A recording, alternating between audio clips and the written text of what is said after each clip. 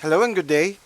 So, we will now begin with our discussion for supplemental discussion for the first topic of fundamentals of mixed signals and sensors, which is about differential and operational amplifiers. We'll begin with a discussion of the differential amplifier. As mentioned with the main topic, the differential amplifier actually has two inputs and one output. It also contains two voltage sources, one for the collector and one for the emitter. In terms of operation and getting its biasing, the derivation of its formula is almost the same as how we derive the DC biasing for some of the more basic DC biasing techniques for a transistor.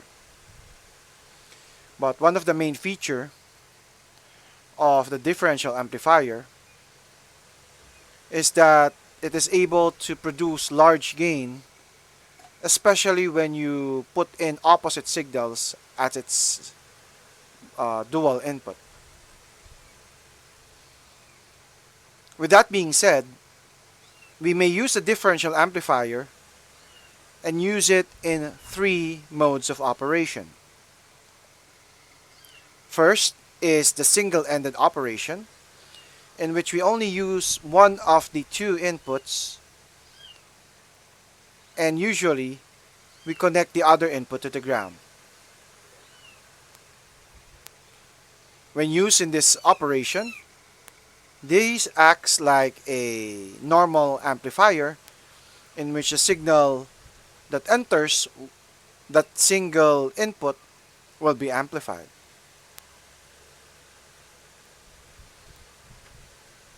In the double-ended operation, two inputs are applied and the difference of the two signals will be amplified. As mentioned, if we apply inputs which are complete opposite of each other, that will be the time that we will get the highest gain. And finally, we have the common mode operation, in which we actually apply the same input to both VI1 and VI2. As the operation calls for the difference of the two inputs, we should expect that the output would be 0, as the two signals would cancel out. We call this as the common mode operation, and we use this to test the capacity of the differential amplifier to cancel out signals or stray signals entering the input.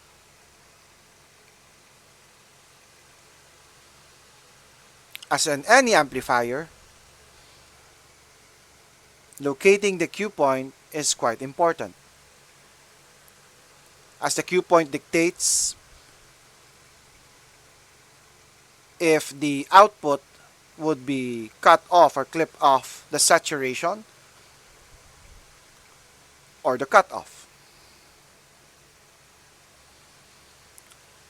As discussed in our week number 2, where we're able to derive the formula to get the cue point, and as you can remember from our study of fundamentals of electronic circuits, in order to get the cue point, we would be needing the collector current and the collector emitter voltage.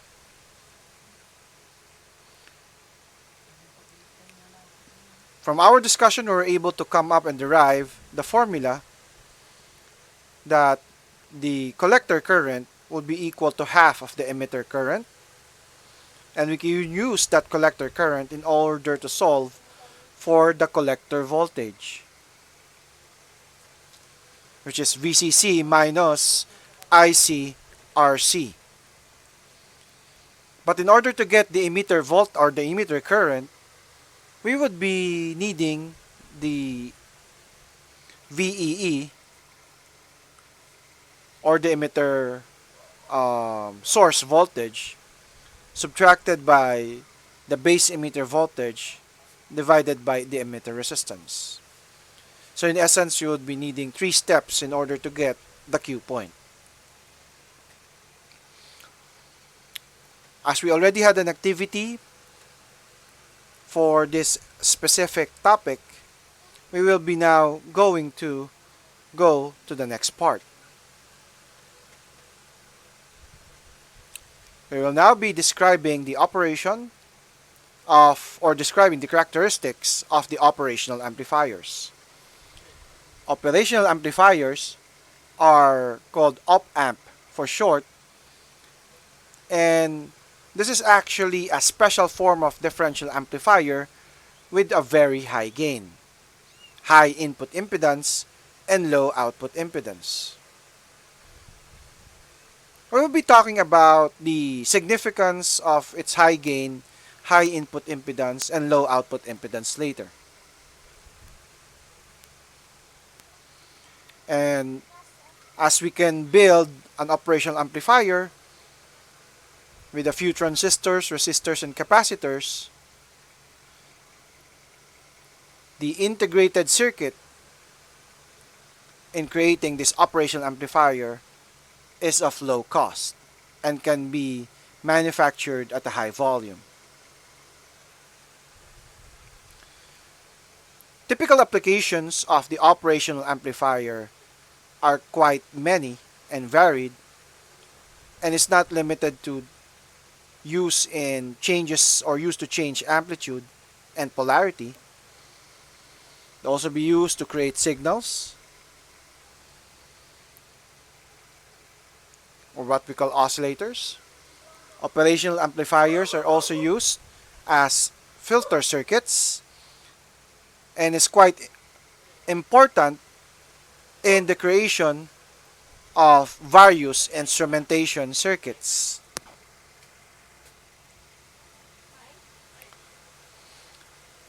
The 5 main input terminals or terminals for the operational amplifiers include the non-inverting input, which has the positive portion, the inverting input, the positive voltage source, the negative voltage source, and the output, as shown here. As mentioned, the operational amplifier has 3 main characteristics. And ideally, we want our operational amplifier to have an infinite open loop gain. So when we talk on open loop gain, as we have discussed in control systems, it means that we operate the operational amplifier without feedback. And ideally, the gain would be very large, even infinite. Operational amplifiers, when used, would have an input or a infinite input impedance. What that means is that it would produce zero input current.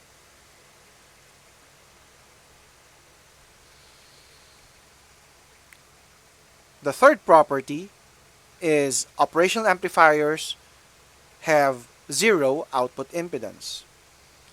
That would mean that it would act like a perfect voltage source, and without an internal resistance, it would deliver all of its voltage and power to the circuit connected to the output.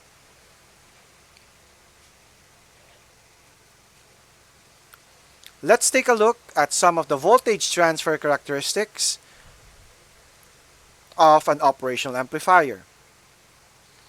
The main difference with a normal amplifier is that the output is limited or could be clipped off not by cut-off and saturation, but by its 2 saturation points. the positive and negative saturation. The middle part, as shown here, shows the linear region. It means that if the input is within this region, an increase in voltage would result as an increase in output. And that would show a directly proportional relationship. But once the output, or I mean the input, reaches a very low voltage or a very high voltage, it means that it will be reaching the negative saturation and positive saturation, and that would result in a clipped off output.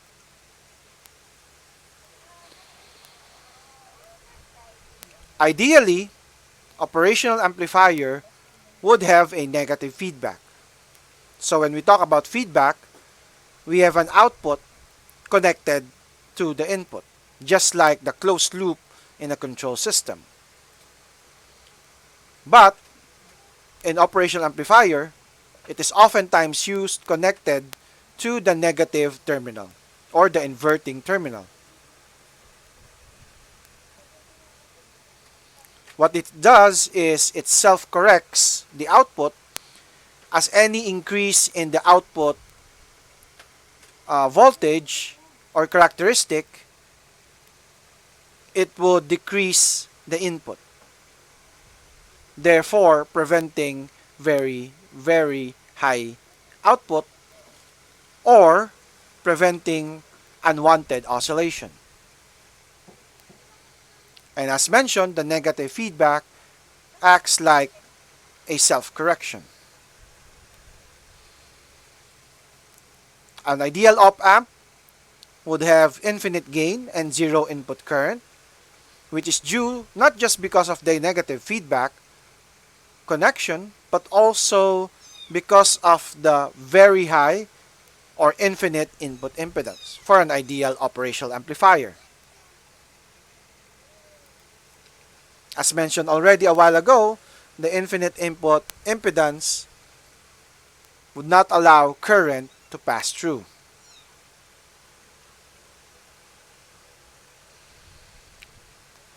The third characteristic or ideal characteristic of an ideal op-amp would be its output saturation.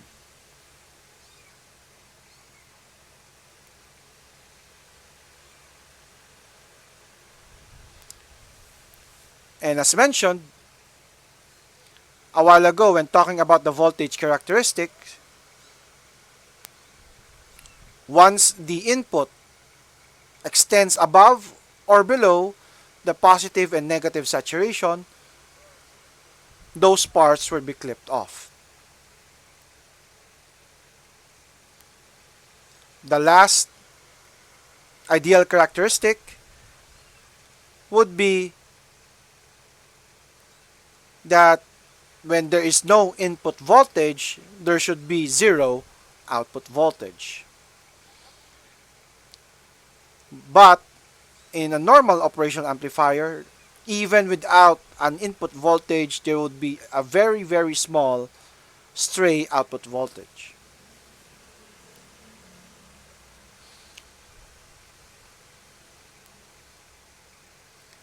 As the operational amplifier was derived from a differential amplifier,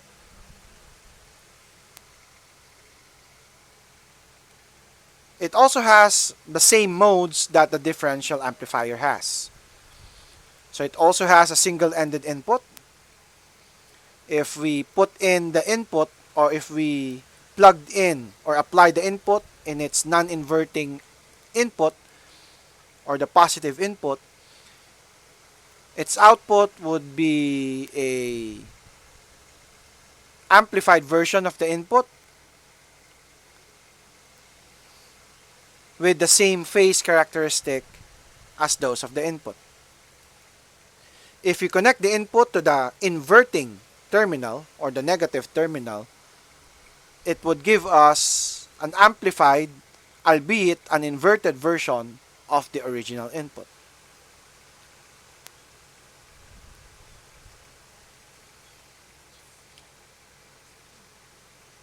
The operational amplifier also has its own double-ended or differential input, in which we connect two different signals in the inverting and non-inverting terminal. And just like with the differential amplifier, the output would be an amplified version of the difference between those two signals. Or, in this case, VI1 minus VI2.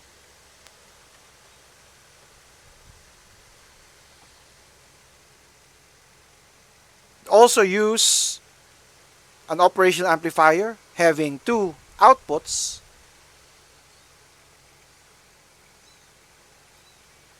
We inject one of the inputs at one of the terminals, and the two outputs would just be a reverse image of each other.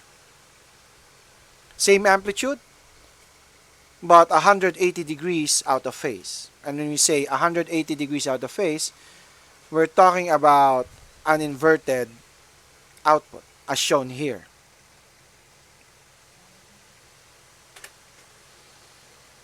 Another important operation, just like with the differential amplifier, is the common mode operation. In the common mode operation, we connect the same signal to the inverting and the non-inverting amplifier, or the inverting and non-inverting terminals of the input. What it does is, as with the differential amplifier, the output would be the difference between the two, as we have applied the same signal in both terminals. Then the expected output would be 0. But in normal situations, there would be a very small output voltage. The amount of voltage in the output during the common mode operation is one of the key properties that we look into an operational amplifier. How well it cancels out those signals, we call it as the common mode rejection. And this is used to show the noise characteristic of the operational amplifier, as noise entering the op-amp should have been cancelled as they enter both positive and negative terminals, or the inverting and non-inverting terminals. As always, if you have any questions, kindly leave something in the comment section, and don't forget to subscribe and like the video. Thank you very much, and have a great day.